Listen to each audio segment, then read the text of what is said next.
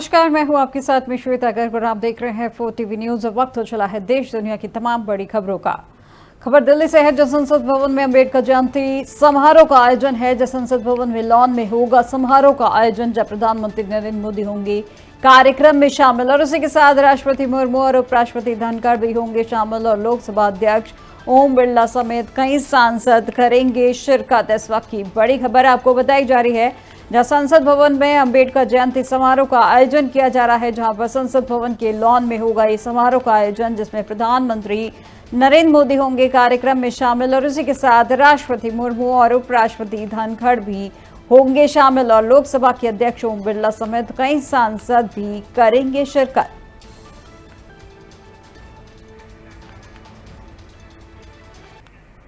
दिल्ली से एक और बड़ी खबर आपको बता दें, जब प्रधानमंत्री नरेंद्र मोदी ने अंबेडकर जयंती पर किया है ट्वीट, जहां पूज्य बाबा साहेब को उनकी जयंती पर कोटि कोटि नमन किया है। उनके सिद्धांत एवं आदर्श आत्मनिर्भर बनाने को लेकर मजबूती देने वाले हैं। वहीं पर प्रधानमंत्री नरेंद्र मोदी ने अंबेडकर जयंती के अवसर पर सभी देशवासियों की ओर से भारत रत्न पूज्य बाबा साहेब को उनकी जयंती पर कोटि कोटि नमन करते हुए ट्वीट करते हुए कहा है कि उनकी ही प्रेरणा है कि देश आज सामाजिक न्याय के सपने को साकार करने में समर्पित भाव से जुटा हुआ है और उनके सिद्धांत एवं आदर्श आत्मनिर्भर और विकसित भारत के निर्माण को मजबूती और गति देने वाला है।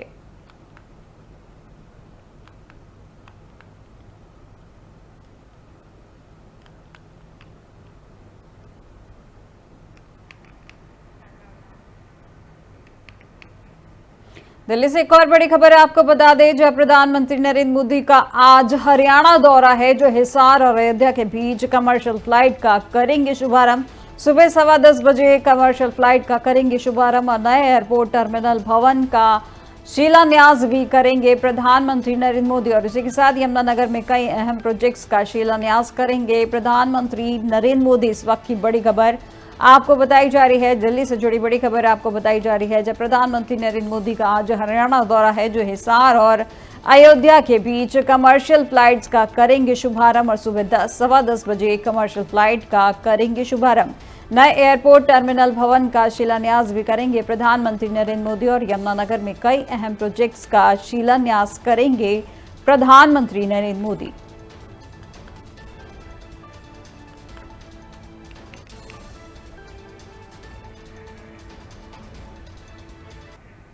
दिल्ली से एक और बड़ी खबर आपको बता दी, जहां अंबेडकर जयंती पर अमित शाह ने किया है ट्वीट, जब बाबा साहेब अंबेडकर को उन्होंने नमन किया है और वंचितों के अधिकारों के लिए कटिबद्ध रहे हैं। अमित शाह ने कहा, केंद्रीय मंत्री अमित शाह ने कहा है कि शिक्षा, समानता और न्याय के बल पर सामाजिक क्रांति की नींव रखने वाले बाबा साहेब भीमराव अंबेडकर आजीवन वंचितों के अधिकारों के लिए कटिबद्ध रहे हैं और समता, स्वतंत्रता और बंधुत्व पर आधारित संविधान की रचना कर उन्होंने भारत की महान लोकतांत्रिक विरासत को सुदृढ़ आधार प्रदान किया है और न्यायपूर्ण और समता मूलक समाज निर्माण की दिशा में बाबा साहेब के विचार आज भी हम सभी को प्रेरणा प्रदान करते हैं। वहीं महान संविधान शिल्पी और करोड़ों देशवासियों के आत्मगौरव के प्रतीक बाबा साहेब भीमराव अंबेडकर को उनकी जयंती पर कोटि कोटि नमन करता हूं।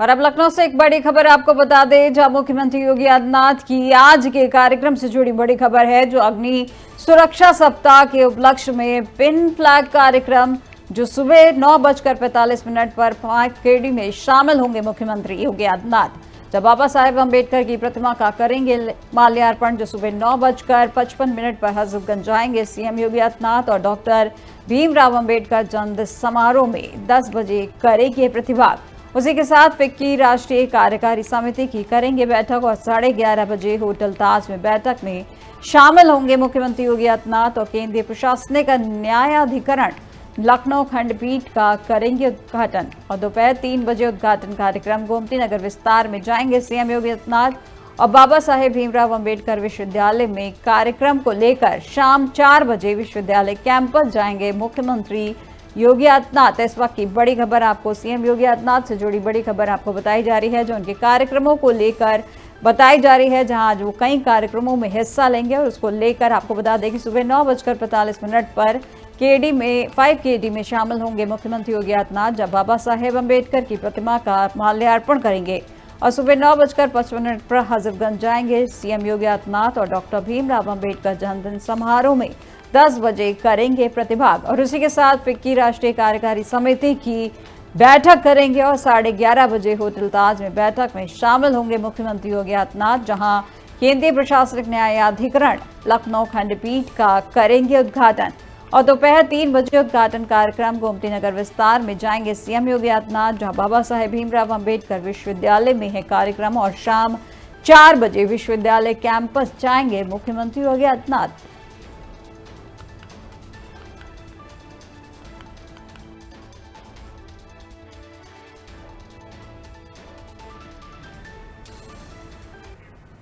बाबा साहेब अम्बेडकर की जयंती को लेकर लगातार पोस्ट का दौर जारी है। उसी के चलते सीएम योगी आदित्यनाथ ने कहा है कि सर्वसमावेशी, सर्वहितग्राही, उत्कृष्ट लोकतांत्रिक मूल्यों से दीप्त एक भारत श्रेष्ठ भारत की भावना को समृद्ध करते भारतीय संविधान के शिल्पकार बाबा साहेब डॉक्टर भीमराव अम्बेडकर जी की जयंती पर उन्हें कोटि कोटि नमन। वे सच्चे अर्थों में भारत रत्न एवं लोकतंत्र की जीवंत पाठशाला थे। वही समता मूलक एवं न्यायप्रिय समाज की स्थापना के लिए उनका संघर्ष हम सभी के अनंत काल तक प्रेरणा प्रदान करता है।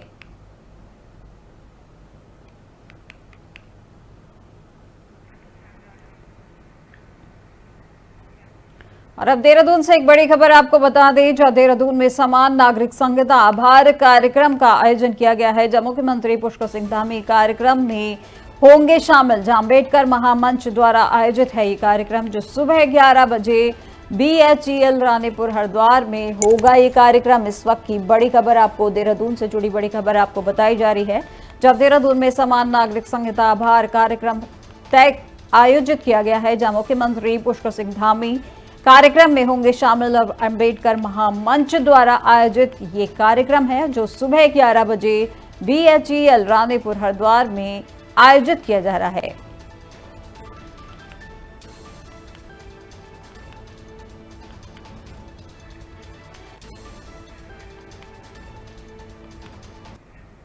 अब देहरादून से एक और बड़ी खबर आपको बता दें, जहां अम्बेडकर जयंती पर सीएम धामी ने किया है ट्वीट, जहां बाबा साहेब अम्बेडकर को किया है नमन। जहां वे वंचितों और शोषितों को न्याय दिलाने के वाले थे बाबा साहेब।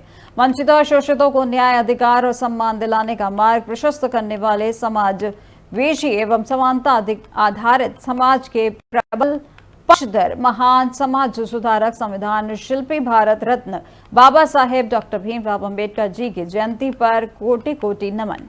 और आदरणीय प्रधानमंत्री नरेंद्र मोदी जी के कुशल नेतृत्व में हमारी डबल इंजन की सरकार बाबा साहेब द्वारा दिखाए गए मार्ग पर चलकर सामाजिक समरसता, समानता और न्यायपूर्ण समाज के निर्माण हेतु प्रतिबद्ध है।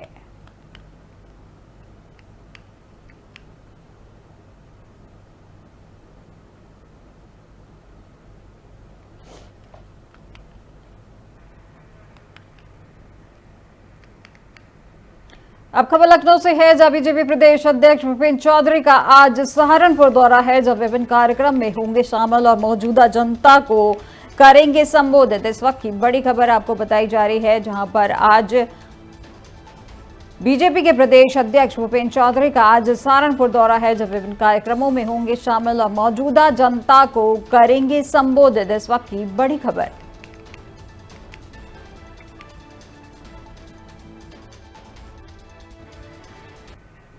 और अब मुख्यमंत्री भजनलाल शर्मा के आज के प्रस्तावित कार्यक्रम को लेकर खबर सामने आई है, जहां दोपहर 12:05 पर अम्बेडकर सर्कल पहुंचेंगे मुख्यमंत्री भजनलाल शर्मा, जो डॉक्टर भीमराव अम्बेडकर की मूर्ति पर करेंगे माल्यार्पण। 12:30 बजे से 2:10 तक RIC झालाना में आयोजित कार्यक्रम में करेंगे प्रतिभाग और डॉक्टर भीमराव अम्बेडकर जयंती समारोह में सीएम होंगे शामिल। इस वक्त की बड़ी खबर आपको बताई जा रही है, जहां पर आज दोपहर मुख्यमंत्री भजनलाल शर्मा का आज प्रस्तावित कार्यक्रम है, जहां दोपहर 12:05 पर अम्बेडकर सर्कल पहुंचेंगे मुख्यमंत्री भजनलाल शर्मा और डॉक्टर भीमराव अम्बेडकर की मूर्ति पर करेंगे माल्यार्पण। और 12:30 बजे से 2:10 तक आरआईसी झालाना में आयोजित कार्यक्रम में करेंगे प्रतिभाग और डॉक्टर भीमराव अंबेडकर जयंती समारोह में सीएम होंगे शामिल।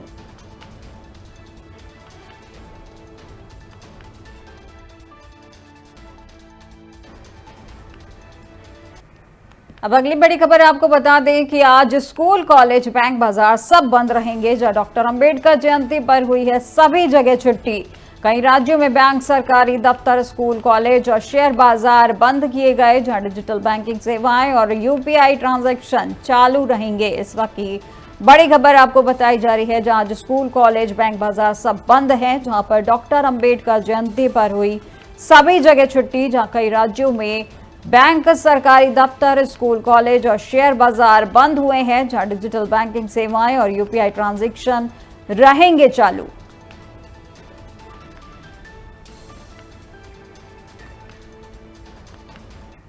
दिल्ली से अगली बड़ी खबर आपको बता दें, जो डॉक्टर अंबेडकर की 135वीं जयंती पर कार्यक्रम आयोजित किए गए हैं। जो डॉक्टर भीमराव अंबेडकर को श्रद्धांजलि देंगे बीजेपी अध्यक्ष जेपी नड्डा।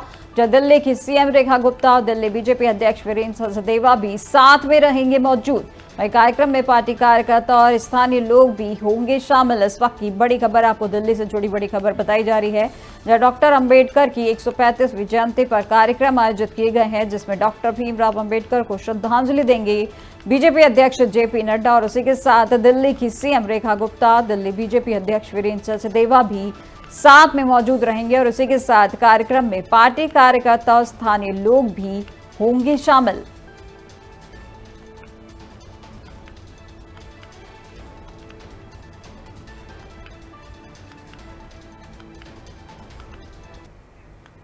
और अब एक और बड़ी खबर आपको बता दें, जो सीएम डॉक्टर मोहन यादव से जुड़ी बड़ी खबर है, जहां पर सीएम डॉक्टर मोहन यादव ने ट्रेन को दिखाई है हरी झंडी।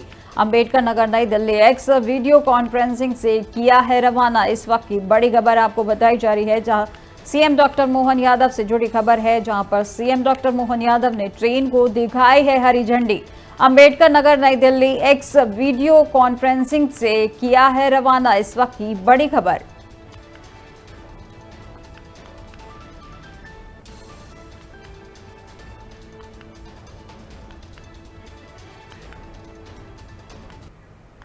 और अब लखनऊ से एक और बड़ी खबर आपको बता दें, जहां पर बाबा साहेब भीमराव अंबेडकर की जयंती है आज। जहां अखिलेश यादव करेंगे माल्यार्पण। जो सुबह 10:30 बजे बाबा साहेब की मूर्ति पर करेंगे माल्यार्पण। इस वक्त की बड़ी खबर लखनऊ से बताई जा रही है, जहां पर सपा प्रमुख अखिलेश यादव से जुड़ी खबर बताई जा रही है, जिसमें बाबा साहेब भीमराव अंबेडकर की जयंती है आज। जहां पर अखिलेश यादव करेंगे माल्यार्पण और सुबह 10:30 बजे बाबा साहेब की मूर्ति पर करेंगे माल्यार्पण। इस वक्त की बड़ी खबर।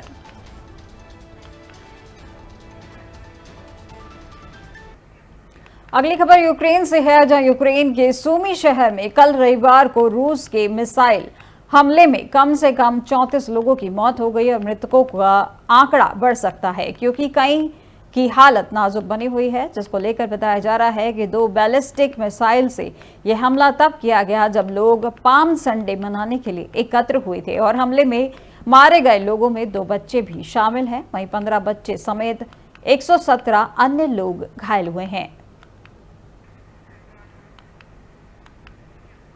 बेल्जियम से खबर है, जहां पे भारत की अपील पर मेहुल चोकसी गिरफ्तार हुआ है। जहां पीएनबी घोटाले का आरोपी है मेहुल चोकसी, जिसको गिरफ्तार किया गया है। भगोड़ा हीरा कारोबारी बेल्जियम में गिरफ्तार किया गया है, जो 13.5 करोड़ के स्कैम का आरोपी है चोकसी। मेहुल चोकसी के भारत प्रत्यार्पण की प्रक्रिया हुई है शुरू। इस वक्त की बड़ी खबर बेल्जियम से जुड़ी बड़ी खबर आपको बताई जा रही है, जहां भारत की अपील पर मेहुल चोकसी गिरफ्तार किया गया है। जो पीएनबी घोटाले का आरोपी है मेहुल चोकसी, जिसे गिरफ्तार किया गया है। भगोड़ा हीरा कारोबारी बेल्जियम में गिरफ्तार किया गया है, जो 13.5 करोड़ के स्कैम का आरोपी है चोकसी। मेहुल चोकसी के भारत प्रत्यार्पण की प्रक्रिया हुई है शुरू।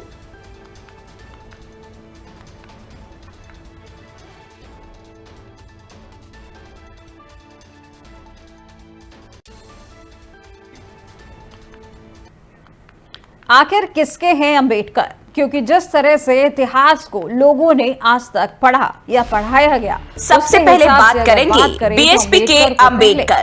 डॉक्टर भीमराव अंबेडकर की विरासत पर अब तक सबसे बड़ी दावेदार बहुजन समाजवादी पार्टी रही है। बीते कई सालों से 14 अप्रैल का दिन बीएसपी के लिए बेहद खास होता रहा है। अंबेडकर जयंती को बीएसपी के कार्यकर्ता बड़े धूमधाम से मनाते थे। वही मायावती के शासनकाल में तो सरकारी कार्यक्रम बड़े स्तर पर आयोजित किए जाते थे। इसे सेलिब्रेशन का शोर कहें या कुछ और, लेकिन इस बार बीएसपी भीड़ में कहीं गुम नजर आ रही है, क्योंकि पिछले 3 विधानसभा चुनावों और 2024 के लोकसभा चुनाव के आंकड़े बताते हैं कि बसपा ने अपनी दावेदारी खो दी है, क्योंकि इन चुनावों में बसपा के वोट शेयर में भारी गिरावट दर्ज की गई। साल 2007 के चुनाव की बात करें तो उस समय बसपा की पकड़ दलितों पर 30% के आसपास थी, लेकिन 2024 के लोकसभा चुनाव आते आते ये आंकड़े महज 9.3% रह गए। अब इसके कारण को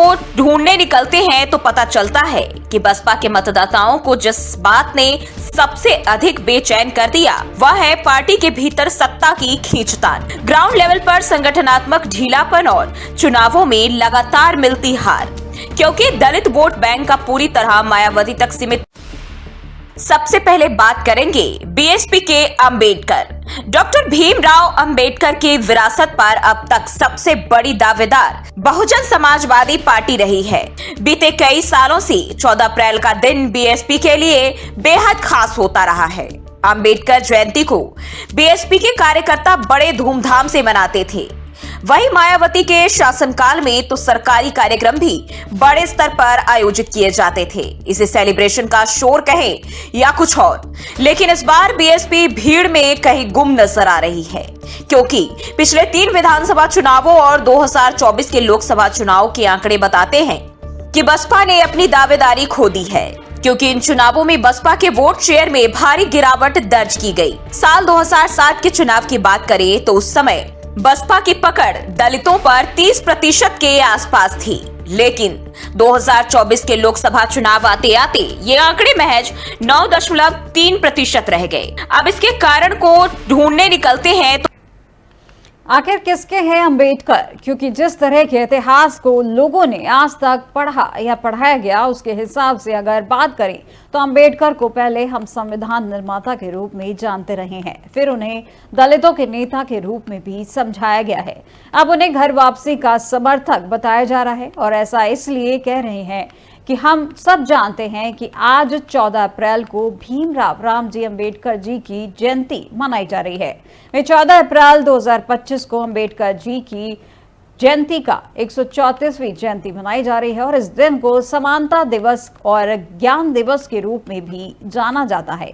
लेकिन आज अंबेडकर को लेकर परिभाषाएं बदलती जा रही हैं, क्योंकि अंबेडकर की विरासत के दावेदार बढ़ते जा रहे हैं। कांग्रेस और बीजेपी, सपा, बसपा सभी दल इस बार कुछ ज्यादा जोर शोर से अंबेडकर जयंती मनाने जा रहे हैं, लेकिन इन पार्टियों में कोई है जिसके हाथ से विरासत की दावेदारी फिसल चुकी है। लेकिन क्यों और कैसे, देखिए हमारी इस रिपोर्ट में। सबसे पहले बात करेंगे बीएसपी के अंबेडकर। डॉक्टर भीमराव अंबेडकर की विरासत पर अब तक सबसे बड़ी दावेदार बहुजन समाजवादी पार्टी रही है। बीते कई सालों से 14 अप्रैल का दिन बीएसपी के लिए बेहद खास होता रहा है। अंबेडकर जयंती को बीएसपी के कार्यकर्ता बड़े धूमधाम से मनाते थे।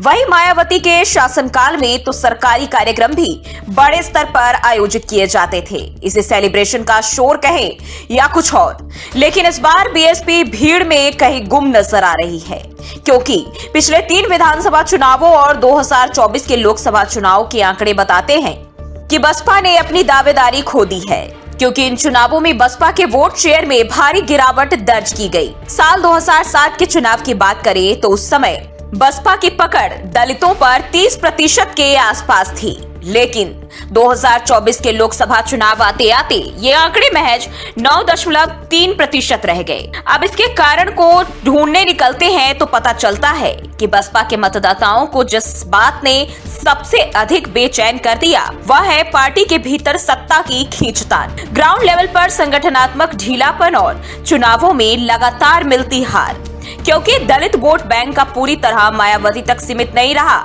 लगातार नई पार्टियों और नेताओं का उभार हुआ। भीम आर्मी के चंद्रशेखर जैसे नए नेता सामने आए जो युवाओं के बीच लोकप्रिय हो रहे हैं। इसके साथ साथ यह दिन दलित युवा सोशल मीडिया, शिक्षा और रोजगार से जुड़ रहा है। वह सिर्फ जातीय आधार पर वोट के बजाय विकास, सुरक्षा और अवसरों को प्राथमिकता दे रहा है। वहीं बीजेपी और सपा जैसी पार्टियों ने भी दलितों को साधने के लिए अलग अलग रणनीति अपनाई है, जिसने बसपा पर भरोसे को कमजोर किया है। अब बात कर लेते हैं कांग्रेस के अंबेडकर की। तो कांग्रेस को अब इस बात का डर सताने लगा है कि बीजेपी कहीं सरदार पटेल की तरह अंबेडकर की विरासत पर धावा न बोल दे। यह आशंका इसलिए भी बढ़ रही है क्योंकि पिछले कुछ वर्षों में बीजेपी ने अंबेडकर को लेकर अपना रुख बदला है, उन्हें लगातार राष्ट्र निर्माता के रूप में पेश किया है और कांग्रेस के राजनीति के पहले चरण में छिपे अंबेडकर के इतिहास को ढूंढकर जनता के सामने परोसने का प्रयास कर रही है। इसके साथ साथ बीजेपी ने अंबेडकर जयंती को बड़े स्तर पर मनाना शुरू किया, उनके स्मारकों के निर्माण और विकास पर भी जोर दिया है और बार बार यह दर्शाया कि अंबेडकर सिर्फ दलितों के नहीं बल्कि पूरे देश के नेता थे। यही नहीं, प्रधानमंत्री नरेंद्र मोदी और बीजेपी के अन्य नेता भी बार बार डॉक्टर अंबेडकर का नाम लेकर दलित समुदायों में अपनी स्वीकार्यता बढ़ाने की कोशिश कर रहे हैं। इससे उलट अगर बात करें तो कांग्रेस ने सालों तक दलित समाज से वोट तो लिया, लेकिन उन्हें प्रभावशाली नेतृत्व और टॉप लेवल की हिस्सेदारी कम दी। इसके साथ साथ कांग्रेस का संगठन ग्रास रूट पर कमजोर हो गया, इसलिए दलित समाज खासकर ग्रामीण इलाकों में पार्टी से जुड़ाव कम महसूस करता है। दलितों को लगता है कि पार्टी ने उन्हें सिर्फ वोट बैंक समझा, लेकिन उनकी सामाजिक और सुरक्षा और आत्मसम्मान के लिए कुछ खास नहीं किया। इसके साथ ही कांग्रेस पर राजनीतिक अवसरवाद के आरोप भी लगते हैं, क्योंकि दलित समाज को लगता है कि कांग्रेस जब विपक्ष में होती है तब दलितों के मुद्दों पर बोलती है, लेकिन जब सत्ता में आती है तो अक्सर चुप्पी साध लेती है। इससे दलित समाज में भरोसे की कमी आई है। बीजेपी के अंबेडकर की बात करें तो दलित वोटों को साधने के लिए बीजेपी खुद तो लगी है, वहीं दूसरी तरफ एक कुआं एक मंदिर एक शमशान का नारा देकर संघ सवर्णों को दलितों के साथ भोज भात पर जोर दे रही है। साथ ही केंद्र सरकार में उनकी सहयोगी लोक जनशक्ति पार्टी और राज्य में जदयू पार्टी के नेता इसमें काफी मददगार साबित हो रहे हैं। वहीं पूर्व मुख्यमंत्री जीतन राम मांझी का हम पार्टी को लेकर बीजेपी में शामिल होना भी नहले पर दहला साबित हो रहा है। इसके साथ साथ पंच तीर्थ योजना के तहत अंबेडकर से जुड़ी 5 ऐतिहासिक जगहों को विकसित करना, प्रधानमंत्री आवास योजना, उज्ज्वला योजना, स्वच्छ भारत मिशन और जनधन योजना जैसी योजनाओं का सबसे अधिक लाभ दलितों को मिलना, दलितों को सीधे सरकारी योजनाओं से जोड़कर आर्थिक सशक्तिकरण की कोशिश करना, इसके साथ ही सबका साथ, सबका विकास, सबका विश्वास जैसे नारे देकर जातिगत भेदभाव को खत्म करने का दावा किया जाना, दलित बस्तियों में खुद नेताओं के रुकने और भोजन करने की रणनीति शामिल करना, कई राज्यों में दलित चेहरों को मंत्री, राष्ट्रपति या फिर संगठन में पद देकर पार्टी ने प्रतिनिधित्व बढ़ाया और सबसे बड़ा मुद्दा कांग्रेस और बसपा जैसी पार्टियों की निष्क्रियता और आपसी बिखराव दलितों को भावनात्मक रूप से जोड़ने का तरीका बना। लेकिन साल 2024 के लोकसभा चुनाव में अपेक्षित सीट की बात करें तो ये ना मिलना भाजपा को कहीं न कहीं अंदर से बेचैन कर रहा है। इसलिए समाज के एक बड़े वर्ग को अपने हिस्से में करने के लिए इस बार अंबेडकर की जयंती पर देश भर में दलित वोट बैंक को साधने की कोशिशों में अब बीजेपी और राष्ट्रीय स्वयंसेवक संघ ने एक नई रणनीति अपनाई है। पहली बार बाबा साहेब डॉक्टर भीमराव अंबेडकर की जयंती को केवल एक दिन नहीं बल्कि 13 दिनों तक मनाने की योजना बनाई गई है। यह कार्यक्रम 14 अप्रैल से शुरू होकर 26 अप्रैल तक चलेगा, जिसमें गांव-गांव और बस्ती-बस्ती अंबेडकर के विचारों को प्रचारित किया जाएगा। इस अभियान के जरिए बीजेपी का मुख्य उद्देश्य साफ है, सपा और बसपा के दलित वोट बैंक में सेंध लगाना, क्योंकि पिछले चुनाव में समाजवादी पार्टी ने पीडीए के जरिए मजबूत गठबंधन तैयार किया था, लेकिन अब मुख्यमंत्री योगी आदित्यनाथ और भाजपा नेतृत्व इसी फॉर्मूले की तोड़ खोजने में जुट गए हैं। यह अभियान न सिर्फ 2024 की तैयारियों का हिस्सा है, बल्कि यूपी की राजनीति में दलित वोट को लेकर होने वाले भविष्य के संग्राम की बुनियाद भी है। डॉक्टर अंबेडकर की विरासत आज भी भारतीय समाज में जीवित है। उनकी शिक्षा और विचार समाज के विभिन्न वर्गों के लिए प्रेरणा स्रोत है। उनके द्वारा स्थापित संस्थाएं जैसे कि भारतीय संविधान आज भी समाज में समानता और न्याय की स्थापना में सहायक है। उनकी जयंती 14 अप्रैल को पूरे देश में श्रद्धा और सम्मान के साथ मनाया जाता है। उनकी संघर्षशीलता, दूरदर्शिता और समर्पण ने उन्हें एक महान नेता और समाज सुधारक के रूप में स्थापित किया है। उनकी विरासत आज भी समाज में प्रासंगिक है और उनके विचार समाज में समानता, न्याय और बंधुत्व की भावना को बढ़ावा देते हैं। इसलिए समाज को जरूरत है उनके आदर्शों से सीख लेने की, जो भारतीय समाज में परिवर्तन और सुधार के प्रतीक हैं। देश दुनिया की तमाम बड़ी खबरों में फिलहाल बस इतना ही और अधिक जानकारी के लिए देखते रहिए 4TV न्यूज। नमस्कार।